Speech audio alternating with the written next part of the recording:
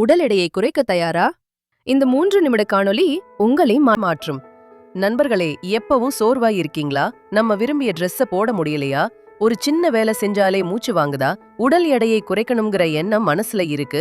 ஆனா எப்படி ஆரம்பிக்கிறதுன்னு தெரியலையா? கவலைய விடுங்க, இந்த காணொளி உங்களுக்காகத்தான். உடல் உழவன் நம்ம பயணத்தை தொடங்க போகுது. இது வெறும் எடை குறைப்பு பயணம் இல்ல, உங்க வாழ்க்கையை மாற்றப் போகும் பயணம். எடை குறைப்புங்கிறது வெறும் அழகுக்காக மட்டுமில்லங்க, அது உங்க ஆரோக்கியத்துக்கான ஒரு பெரிய முதலீடு.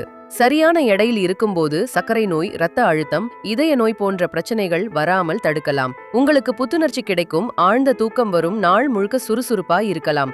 இது உங்க தன்னம்பிக்கையை அதிகரிக்கும், உங்க மனசுக்கும் உடம்புக்கும் புது தெம்பை கொடுக்கும். சரி, எடை எப்படி ஏறுது?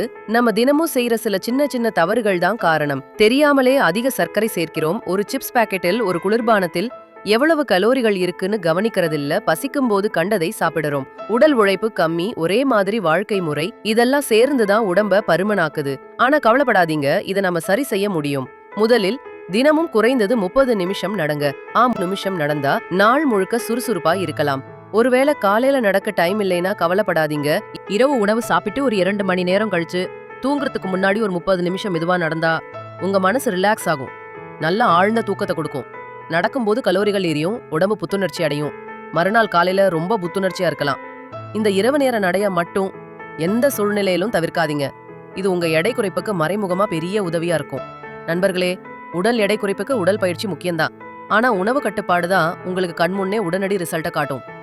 நம்ம எடை குறைப்பு பயணத்துல 2வது பெரிய ஸ்டெப்பு சர்க்கரையை குறைக்கிறது.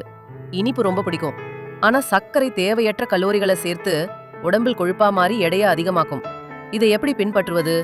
இனிப்பான குளிர்பானங்கள், ஜூஸ்கள், பேக்கரி ஐட்டங்கள், கண்ட ஸ்நாக்ஸ்னு சர்க்கரையை முடிஞ்ச அளவுக்கு தவிர்த்துருங்க.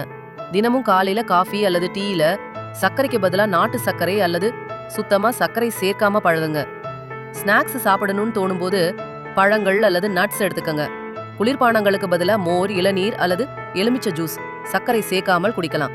இப்படி சின்ன சின்ன மாற்றங்கள் உங்க எடையை குறைக்க ஒரு பெரிய ஆரம்பமா இருக்கும். 3வது, போதுமான அளவு தூங்குங்க. தூங்குனா வெயிட் ஏறும்னு ஒரு தவறான கருத்து இருக்கு. ஆனா உண்மையில் சரியான அளவு தூங்கினா எடை குறைய ரொம்ப உதவியா இருக்கும். நீங்க குறைவா தூங்கும்போது உங்க உடம்புல பசியை அதிகப்படுத்தும் ஹார்மோன்கள் அதிகமாகும். கொழுப்பை சேமிக்கும் ஹார்மோன்கள் தூண்டப்படும். இது உங்க பசியையும் நொறுக்கு தீனி ஆசையையும் அதிகரிக்கும். இதை எப்படி பின்பற்றுவது? தினமும் இரவு 7 முதல் 8 மணி நேரம் ஆழ்ந்து தூங்க முயற்சி பண்ணுங்க. தூங்குறதுக்கு 1 மணி நேரம் முன்னாடி மொபைல் போன், டிவி பார்த்தே தவிர்த்துடுங்க. அறைய இருட்டாவும் அமைதியாவும் வச்சுக்கங்க. போதுமான தூக்கம் உங்க உடம்புக்கு புத்துணர்ச்சி கொடுத்து ஹார்மோன்களை சமநிலைப்படுத்தி எடை குறைப்புக்கு ஒரு பெரிய உதவியா இருக்கும். இந்த 3 சிம்பிள் டிப்ஸை ஃபாலோ பண்ணி பாருங்க. உங்க எடை குறைப்பு பயணம் சுலபமாகும். நினைச்சு பாருங்க, நீங்க ஆரோக்கியமா, புத்துணர்ச்சியா, தன்னம்பிக்கையோட வாழ்றத. அதுக்கு இந்த சின்ன மாற்றங்கள் தான் ஆரம்பம். இந்த காணொளி உங்களுக்கு பிடித்திருந்தால் ஒரு லைக் போட்டு ஆதரவு தாருங்கள். அடுத்த பகுதியில் வேறு சில டிப்ஸ்களுடன் சந்திப்போம்.